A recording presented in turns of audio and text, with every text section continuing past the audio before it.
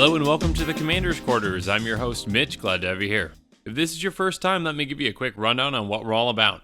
Here at the Commander's Quarters, we build fun and inexpensive focused commander decks. A focused commander deck is more tuned than a casual deck, but not quite to the level of a competitive or optimized deck.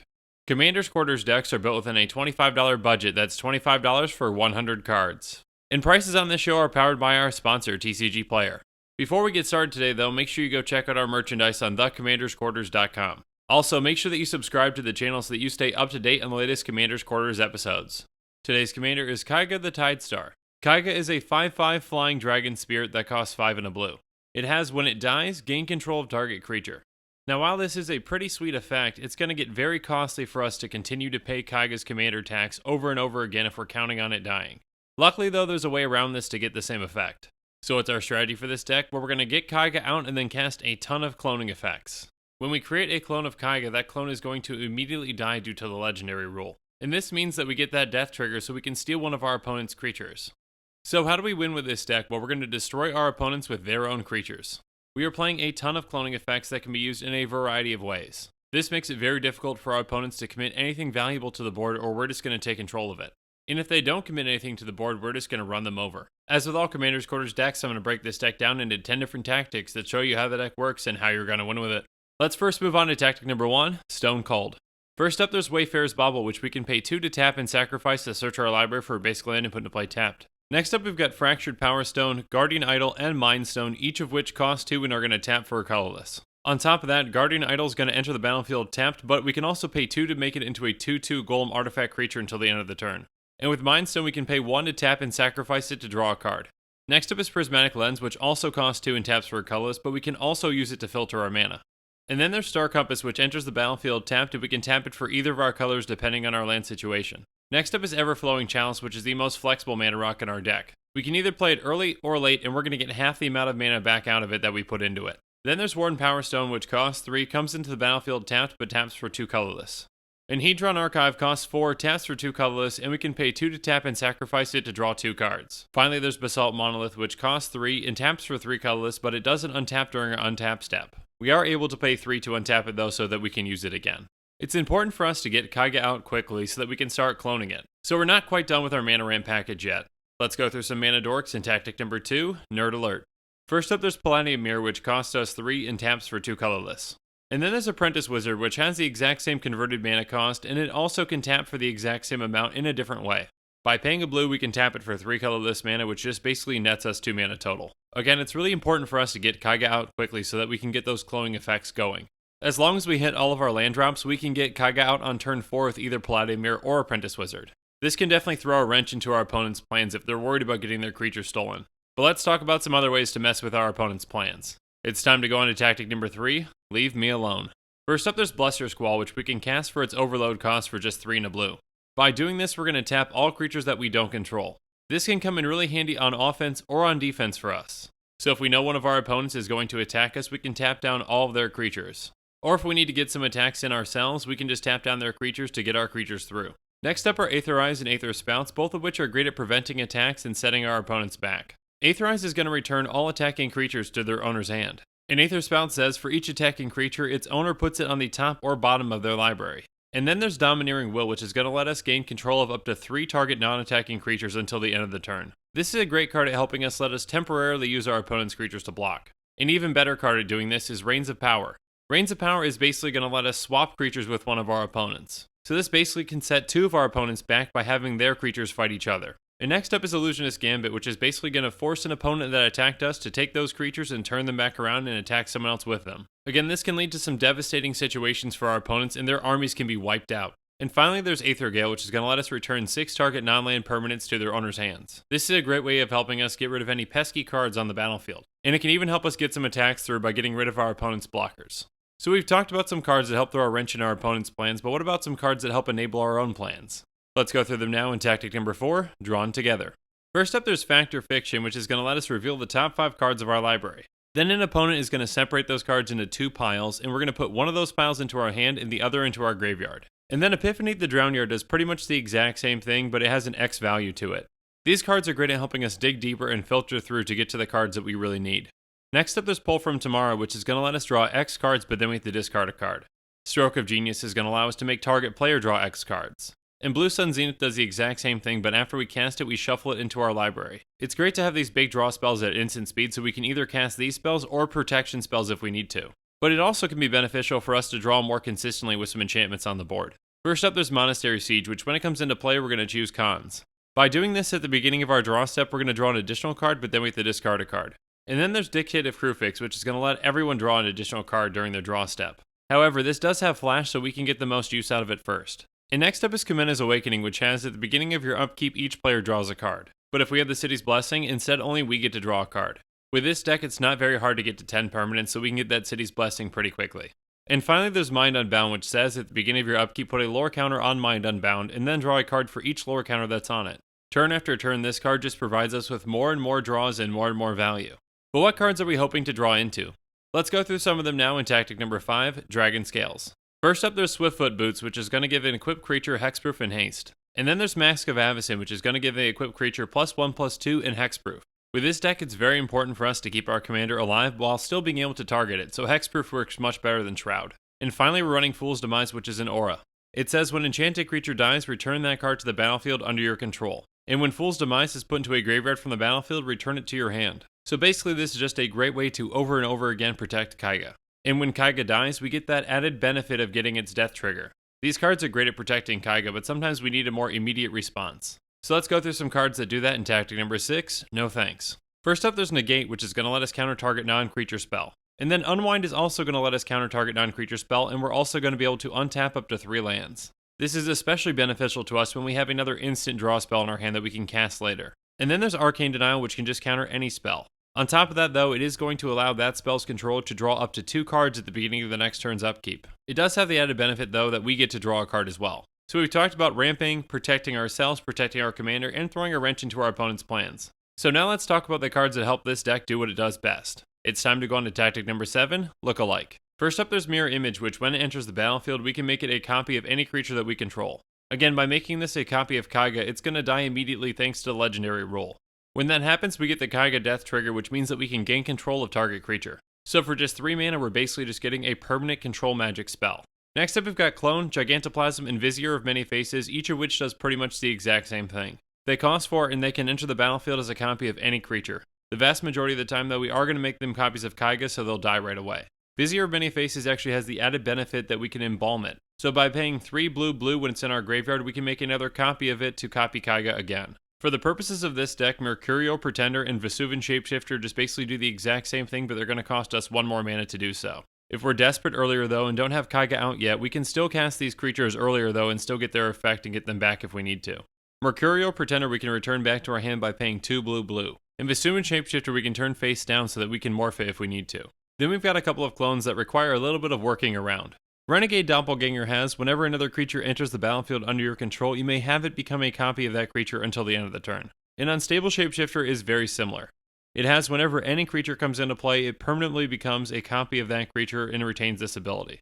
So with these 2 creatures, we either need to cast Keiga after they're in play, or we need to get an effect like Cryptoplasm in order to actually turn them into Keiga. Cryptoplasm has, at the beginning of your upkeep, you may have Cryptoplasm become a copy of another target creature. If you do, it gains this ability. So while Cryptoplasm doesn't turn into Keiga right away, it still has its benefits in this deck. Next up is Identity Thief, which has, whenever it attacks, you may exile another target non-token creature. If you do, it becomes a copy of that creature until the end of the turn, and then return the exiled card to the battlefield under its owner's control at the beginning of the next end step. So basically what's going to happen is, we're going to attack with Identity Thief and exile Keiga. Identity Thief will become a copy of Keiga, and when Keiga comes back into play, we're going to have to sacrifice Identity Thief. And finally there's Body Double, which is going to enter the battlefield as a copy of any creature in a graveyard. So if we want to copy Keiga with Body Double, we actually need another clone in the graveyard. We've got other ways outside of creatures, though, to clone Keiga. Let's go through some of those ways now in tactic number 8, Uncanny Resemblance. First up, there's Metamorphic Altercation, which is an aura. As it enters the battlefield, we have to choose a creature. And then the enchanted creature is going to be a copy of the chosen creature. And then there's Polymorphous Rush, which works pretty much the exact same way for us in this deck. It's going to let us choose a creature on the battlefield, and then any number of target creatures we control each become a copy of that creature until the end of the turn. Now, in order to get any creatures beyond the first, we actually have to pay its strive cost of 1 and a blue. But basically what these cards do in this deck is we're going to sacrifice one of our own creatures to gain control of another one. Now, one of those creatures that we sacrifice can be either one of our mana dorks, or it can be one of our opponent's creatures that we already gained control of. Basically, we're just going to exchange that creature's death to gain control of another creature. And next up we've got Dance of Many, Faded Infatuation, and Mirror of the Forebearers, each of which is going to pretty much do the exact same thing in this deck. They're going to copy Keiga. With Faded Infatuation, if we cast it during our turn, we're going to get to scry 2. And by choosing Dragon, we can pay 1 to activate Mirror of the Forebearers' ability at any time to turn it into Keiga. And then there's Quasi-Duplicate and Cackling Counterpart, both of which are going to do the exact same thing, but we can do them twice. We can cast each of them back from our graveyard because Quasi-Duplicate has a jumpstart cost and Cackling Counterpart has a flashback cost. And then there's Temp with Reflections, which is going to let us copy Keiga, but it's also going to let each of our opponents choose to copy one of their creatures too. But for each opponent that does that, we get a copy of that creature. Next up is Zindersplint's Judgment, which will let us choose friend or foe for each player. Each friend is going to create a token that's a copy of a creature they control, whereas each foe is going to return a creature they control back to their hand. So this card can have a huge swing in the game depending on the situation. And finally there's Saheeli's Artistry, which is going to let us create a token that's a copy of target artifact and a token that's a copy of target creature, except that it's an artifact in addition to its other types. So basically not only do we get a copy of Keiga, but we can also copy an artifact that can help us in other ways. But now that we've talked about some spells that help us copy Keiga, let's talk about some repeatable effects. Let's go through them now in tactic number 9, Family Resemblance. First up, there's Minion Reflector, which says whenever a non-token creature comes into play under your control, you may pay 2. If you do, put a token onto the battlefield that's a copy of that creature. That token has haste, and at the end of the turn, sacrifice this permanent. So with this out, whenever we cast Keiga, we can basically just get a copy of it for 2 mana. And if we cast a clone creature spell, we can just copy that clone as well to get another clone. And next up, there's Mimic Vat, which has Imprint, so whenever a non-token creature dies, we can exile that card. If we do, we return each other card exiled with Mimic Vat to its owner's graveyard. Then we can pay 3 to tap Mimic Vat to create a token that's a copy of a card exiled with it. That token's going to gain haste, but we have to exile it at the beginning of the next end step. So basically, whenever one of our clone creatures dies, we can exile it with this card. Then at any time, we can pay 3 to tap Mimic Vat to create a copy of that clone. So with the right setup, at any time we can basically tap Mimic Vat for 3 to gain control of target creature. And then there's Followed Footsteps, which is an aura that says at the beginning of your upkeep, put a token that's a copy of enchanted creature onto the battlefield. So by attaching this to Keiga at the beginning of our upkeep, we're going to get another token that's a copy of him. And next up is Stolen Identity, which will let us create a copy of Keiga. On top of that, it has Cipher, so we can exile this spell after we cast it and encode it on one of our creatures. Then whenever that creature deals combat damage to a player, we can cast it again without paying its mana cost. Both of these cards are great at helping us create a ton of copies of Keiga throughout the game. But the best of these cards is going to be the Golden Pig of the deck, which is the number 1 card out of our 99. And that card is Mere Mockery. Mere Mockery is an aura that costs 1 and a blue. It says whenever enchanted creature attacks, you may put a token onto the battlefield that's a copy of that creature. Exile that token at the end of combat. So for just 2 mana, we can attach this to Keiga. And then whenever Keiga attacks, we get to create a token that's a copy of it. That token's going to immediately die, and we get to gain control of one of our opponent's creatures. Again, this is an aura, so it sticks on Keiga, and we can do this every single turn. And at just 2 mana, this is an absolutely incredible effect. And that's why it earned the title of the Golden Pig of the deck. Finally, there's Infinite Reflection, which is also an aura. It has, when it enters the battlefield attached to a creature, each other non-token creature we control becomes a copy of that creature. And then non-token creatures we control enter the battlefield as a copy of enchanted creature. So depending on the situation, this card can be an absolute bomb in this deck. If we have a ton of creatures out, we can cast this targeting Keiga. When it attaches to Keiga, all of our other non-token creatures are going to become a copy of Keiga. This will make us sacrifice every single one of our creatures other than Keiga. And then for each creature that we sacrifice, we get to gain control of one of our opponent's creatures. On top of that, if we ever cast one of our mana dorks, we can even use them as a clone of Keiga. This card can come out of nowhere and decimate our opponent's boards in the blink of an eye. But we've got some other cards too that have some pretty splashy effects. Let's go through them now in our last tactic, tactic number 10, Secondary Stealing. First up, there's Back from the Brink, which is an enchantment. It says exile a creature card from your graveyard and pay its mana cost. Put a token onto the battlefield that's a copy of that card and activate this ability only any time you could cast a sorcery. So with this card in play, we can cast some of those clone creatures again from our graveyard to get that effect again. And finally, there's Blatant Thievery, which is a sorcery that says for each opponent, gain control of target permanent that player controls. This is just a fantastic card that lets us steal anything from our opponents. This deck is a ton of fun, and there is no better feeling than beating down an opponent with their own creatures. But now that we've gone through the cards that help us win with this deck, let's go through the cards that help make it happen. It's time to go on to the mana base. We're going to be running 36 lands in this deck, including Mirror Pool. Mirror Pool enters the battlefield, taps for a colorless, and we can pay 2 and a colorless to tap and sacrifice it to copy target instant or sorcery spell we control and choose new targets for that copy. Or we can pay 4 and a colorless and tap it to sacrifice it to put a token onto the battlefield that's a copy of target creature we control. This is another great way for us to get a copy of Keiga onto the battlefield with just one of our lands. And the rest of our lands will just be islands, and there's 35 of them. And now that we've gone through every single card in this deck, let's do a quick price check. A quick reminder that our deck costs are calculated using TCGPLAYER optimization, optimizing with even heavily played and damaged cards because those cards need a home too. The average Keiga the Tide Star EDH rec deck is going to set you back $179.52, so let's see how we compare to that. Our deck is going to be much more affordable, coming in at just $24.91. Again, Commander's Quarters decks are built to be tuned and focused within that $25 budget, but there are always ways that we can improve on them. So let's go through some reasonable upgrades to see what some of those ways just might be. First up, there's Stunt Double coming in at $2.47. Stunt Double is a 0/0 shapeshifter with flash that costs 3 and a blue. It has you may have Stunt Double enter the battlefield as a copy of any creature on the battlefield. Since it has flash, this is just a strictly better clone than some of the other ones we're running. Next up is Clever Impersonator, which comes in at $4.32. Clever Impersonator is a 0/0 shapeshifter that costs 2 blue. It has you may have Clever Impersonator enter the battlefield as a copy of any non-land permanent on the battlefield. This is a very flexible clone that can really shine in a variety of circumstances. And then there's Mirage Mirror, which comes in at $2.76.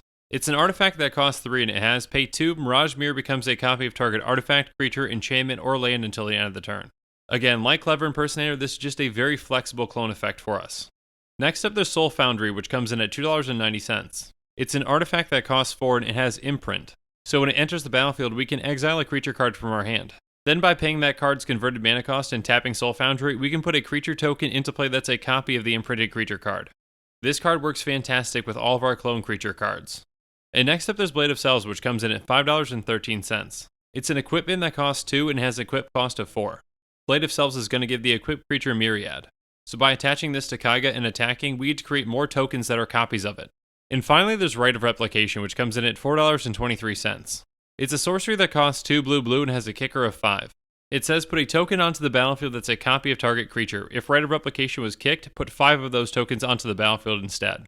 So if we have the mana to kick it, we can actually create 5 tokens of Keiga, and again that's going to allow us to gain control of 5 of our opponent's creatures. And with that, our show is coming to a close, but I really just want to hear about what you guys think about this deck, so why don't you let me know in the comments below. When you're buying decks like this one, or just individual cards, make sure you use that deck list link in the description below. Because not only will you get great prices on TCGPLAYER, but you're also going to be supporting this show because they sponsor us. And make sure you follow us on social media so that you can get some early hints on who the next commander just might be. Links to our social media accounts can be found in the description.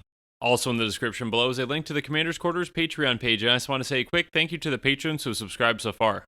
There are many benefits to being a patron for the Commander's Quarters, including being able to vote on future commanders for deck techs. There's even a general tier where you get your own personalized deck tech dedicated to you. If you enjoyed this deck tech, please like it and subscribe to the channel. And make sure you check out our other deck techs, commander excluded episodes, and super budget episodes too. And with that, I'm out of here. Thanks again and have a good one.